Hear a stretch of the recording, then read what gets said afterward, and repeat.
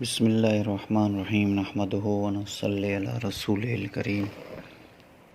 رب اشرح لی صدری ویسر لی امری واحلل عقدۃ من لسانی یفقہوا قولی اللہم صلی علی محمد وعلی آل محمد کما صلیت علی ابراہیم وعلی آل ابراہیم انک حمید مجید اللہم بارک علی محمد وعلی آل محمد کما بارکت علی ابراہیم وعلی آل ابراہیم انک حمید مجید۔ تو دوستو بزرگوں، ہماری جو بات سیرت کے موضوع پر چل رہی تھی، تو ہماری بات یہاں پر پہنچی تھی کہ مکے والوں نے صحابہ پہ بڑے ظلم کیے۔ 13 سال کی زندگی میں جو مکے والوں نے صحابہ کرام رضوان اللہ اجمعین پر جو ظلم کیے، اس کی کوئی تاریخ انتہا نہیں۔ فرمایا کہ پہلے انہوں نے مشورہ کیا کہ بھئی ابو طالب کے پاس جایا جائے، پھر انہوں نے مشورہ کیا کہ جن کے پاس جو بھی غلام ہیں، یہ ہیں جن پر وس چلتا ہے، ان کو وہ تکلیفیں دیں۔ تو امیہ بن خلف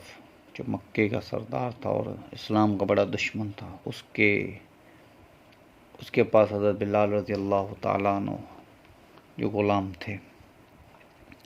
تو حضرت بلال کو اتنی تکلیفیں دی جاتی کہ حدیث پاک میں جس کا مفہوم یہ ہے کہ پہلے تو جب وہ پتھر گرم ہو جاتے دھوپ میں، تو ان کی قمیص نکال کے اور پھر ان پتھروں کے اوپر رکھتے، اور اوپر بڑی ایک چٹان رکھتے تھے۔ حضرت بلال کہتے تھے احد احد احد احد احد احد۔ اور مکے کی گرمی آپ کو پتہ ہے کتنی زیادہ شدید گرمی ہے۔ اتنی زیادہ شدید گرمی میں کیسے،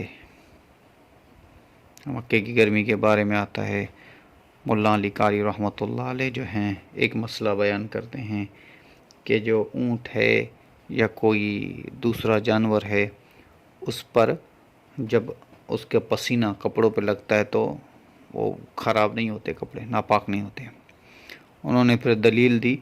کہ مکے کی گرمی سب سے زیادہ، اور حضور اقدس صلی اللہ علیہ وسلم خود نبوت والے، اور آپ علیہ الصلوۃ والسلام کبھی کسی سواری پہ جا رہے ہیں، آ رہے ہیں، تو آپ ایک تو گرمی، دوسری نبوت کا بوجھ، تو اس پر کیسے پسینہ نہیں آیا ہوگا؟ پر آپ صلی اللہ علیہ وسلم سے ایسی بات ہم نے نہیں دیکھی، نہ ہی کسی صحابی نے دیکھی۔ تو کہا کہ اس مسئلے سے یہی مسئلہ نکلتا ہے کہ جانور کے جو پسینہ ہوتا ہے، جو کپڑوں پہ لگتا ہے، یہ ناپاک نہیں ہوتا۔ تو میرے بھائیو، دوستو، بزرگوں، اتنی تکلیفیں کہ حضرت بلال رضی اللہ تعالیٰ عنہ کو رات کو پھر کوڑے لگائے جاتے ہیں، اور فرماتے ہیں کہ کبھی ابو جہل کا نمبر آتا، کبھی امیہ بن خلف کا نمبر آتا، کبھی کسی اور کا، تو ہر شخص جو ہے اپنی زور لگا کے کہ یا تو اسلام سے تو ہٹ جا، یا عہد کر اسلام سے ہٹ جا یا مر جا اس حال میں۔ پر وہ تھے کہ عہد کہتے تھے۔ ایک کتاب میں آتا ہے جس کا مفہوم یہ ہے کہ انہوں نے کیا کیا کہ ان کی حضرت بلال کی ماں کو کہا کہ جاؤ تم اپنے بیٹے کو سمجھاؤ کہ ایسے نہ ہو کہ ہم اسے مار نہ دیں۔ حضرت بلال کی ماں آئی، حضرت بلال کو کہا کہ اے بلال، تمہیں پتہ ہے کہ میں بھی مسلمان ہو گئی ہوں، پر ہم ان سے لڑ نہیں سکتے، اس لیے اپنے دین کو چھپاؤ ان کے ساتھ، جب ہم کہیں چلے جائیں گے دور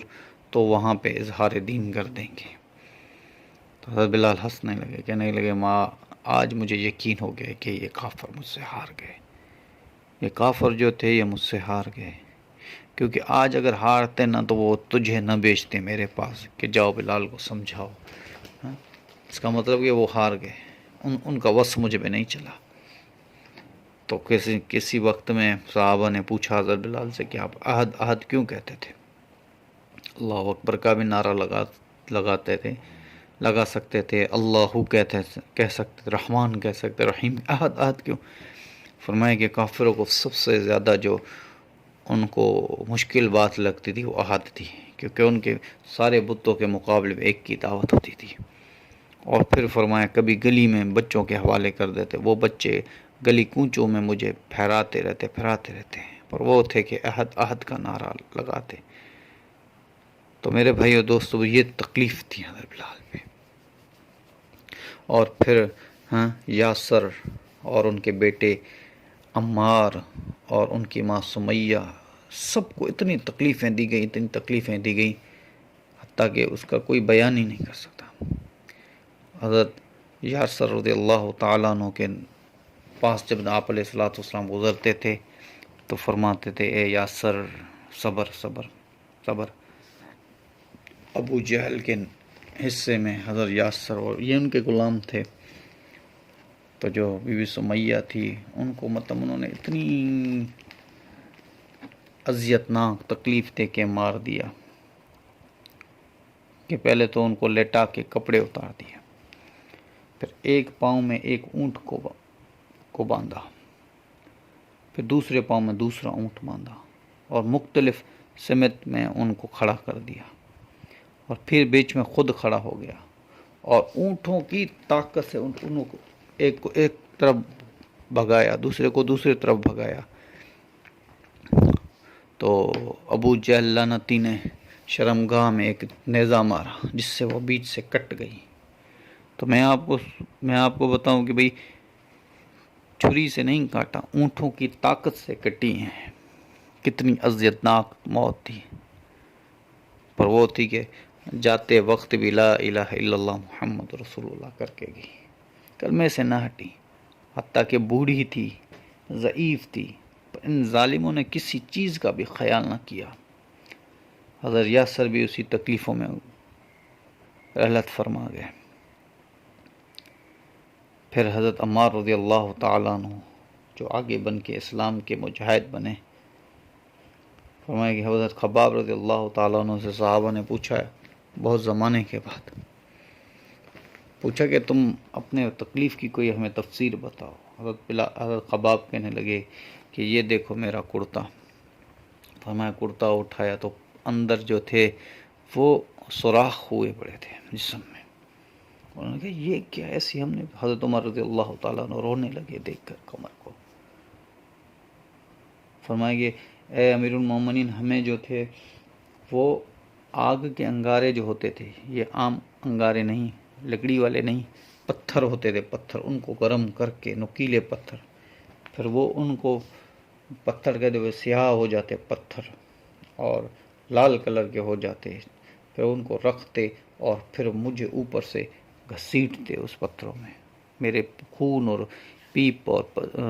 کی وجہ سے وہ آگ بجھتی۔ تو میرے بھائی دوستو، اتنی تکلیفیں دی گئی ان کو۔ اور حضرت بی بی زہرا ایک تھی، تو وہ کسی کی غلام، ان کو اتنا انہوں نے تشدد کیا کہ اسلام سے ہٹ جاؤ، حتیٰ کہ وہ اس میں اندھی ہو گئی، آنکھیں ان کی چلی گئی۔ پھر وہ کہتے تھے کہ دیکھو تمہارے جو خدا نے، ہمارے خداؤں کو، لات اور عزا کو تم نے چھوڑا ہے، ہمارے خداؤں نے دیکھو تمہیں اندھا کر دیا۔ وہ رات کو روتی تھی، اے اللہ میں اسلام لائی تیرے لیے، میں اسلام لائی تیرے لیے، اور آج تو نے میری آنکھیں ضائع کر دی، اور یہ مجھے لات اور عزا کا نعرہ دیتے ہیں، تہمت دیتے ہیں لات اور عزا کی، مجھے وہ دیتے ہیں، تو یا اللہ مجھے بچا لے، مجھے آنکھیں واپس کرے۔ اگلے دن دیکھی تو ان کی آنکھیں آ گئی تھی، زہرا رضی اللہ تعالیٰ عنہ کی۔ تو یہ ساری تکالیف جو تھی، حضرت خباب رضی اللہ تعالیٰ عنہ ایک بار آئے حضور کے پاس، کہنے لگے یا رسول اللہ اب برداشت نہیں ہوتا، اتنا انہوں وہ ظلم کرتے، ایک تو آپ صبر کی تاکید کرتے ہیں، اب برداشت نہیں ہوتا ہم سے، آپ اللہ سے دعا کریں کہ اللہ جل شانہ ہمیں جلدی سے اس سے جان چھڑائے، ان تکلیفوں سے۔ تو حضور اکرم صلی اللہ علیہ وسلم نے حضرت خباب سے کہا ہے خباب، تمہیں پتہ ہے کہ یہ تو تکلیفیں کچھ نہیں، اللہ کے دین کے لیے ایک دن میں 7 نبی قتل کیے گئے ہیں، ایک دن میں۔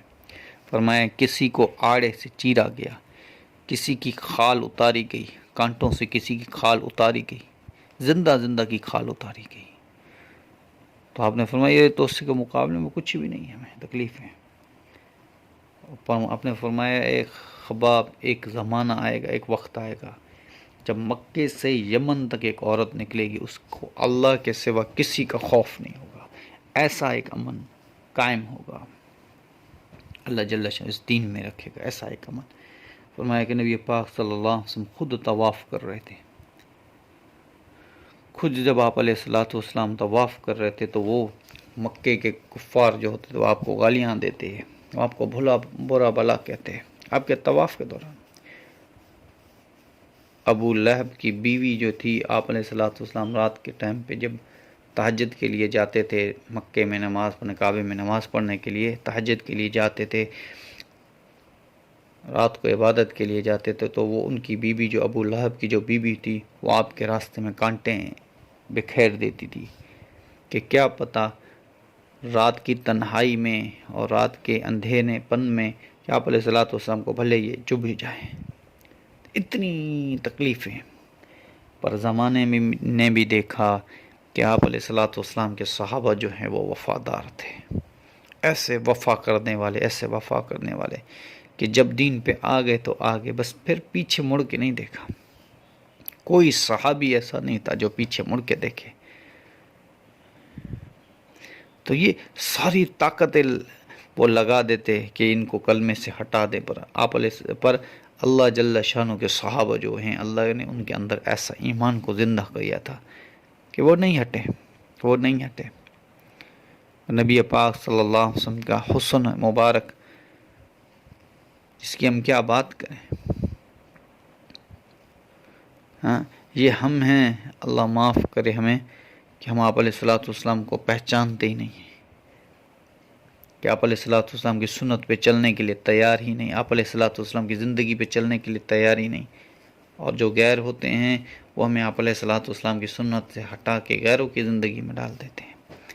تو میں اور آپ سوچیں کہ میرے بھائیوں کہ آپ علیہ الصلوۃ والسلام کی ہستی کیا تھی جو اللہ نے ہمیں اور آپ کو دیا، ایسا نبی کی امت میں ہمیں اور آپ کو پیدا کیا۔ تو میرے بھائی بہرحال تو یہ تکلیفوں کا جو سمے تھا، 13 سال کی مکے کی زندگی تھی، اس میں احکام تو کوئی نہیں تھا، احکام تو سارے پھر مدینے میں نازل ہوئے، نماز آپ کو معراج میں ملی، باقی احکام مدینے میں نازل ہوئے، سب حکم مدینے میں نازل، پر مکے میں کیا ہے، صرف ایک ہی ہے، وہ دعوت ہے، توحید کی دعوت، اس پہ آپ علیہ الصلوۃ والسلام کو۔ پھر ایک روایت میں آتا ہے کہ آپ علیہ الصلوۃ والسلام نے کہا کہ میں نے سنا ہے کہ جو حبشہ کا بادشاہ ہے نجاشی، وہ بڑا رحم دل بادشاہ ہے، اور وہاں پہ کسی پہ ظلم نہیں ہوتا، آپ سب حبشہ ہجرت کرو۔ تو حضرت عثمان رضی اللہ تعالیٰ عنہ پہلے ہجرت کرنے والوں میں سے تھے۔ انشاءاللہ بات چلتی رہے گی۔ وما علینا الا البلاغ۔